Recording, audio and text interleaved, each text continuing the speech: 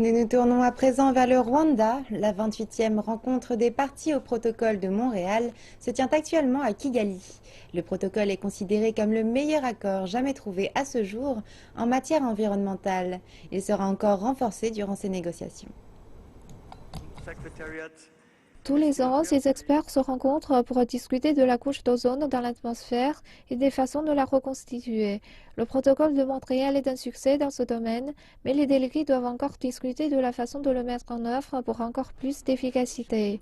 La couche d'ozone protège la Terre des radiations. Il y a plus de 30 ans, un trou a été découvert dans cette couche protectrice. Le protocole de Montréal a été rédigé pour réduire les émissions qui ont causé ce trou. Plus de 30 ans plus tard, la couche se reforme. La rencontre de Kigali cherche à réduire les émissions, spécialement de gaz à effet de serre. Amender le protocole est une obligation morale pour la santé de notre planète. Près de 200 nations ont signé le protocole de Montréal. La plupart sont d'accord pour dire qu'un amendement est nécessaire. Le nouveau document sera dans la ligne de l'accord de Paris sur le changement climatique et qui prendra effet le mois prochain.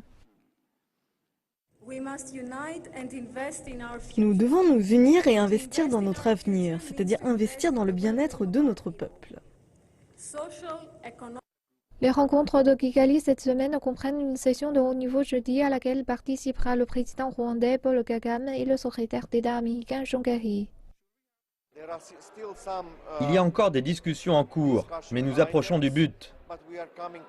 Nous avons intérêt, nous Africains, qui subissent les effets néfastes du changement climatique, d'aller dans une dynamique mondiale pour éliminer, en tout cas pour toutes les industries des pays non article 5, d'aller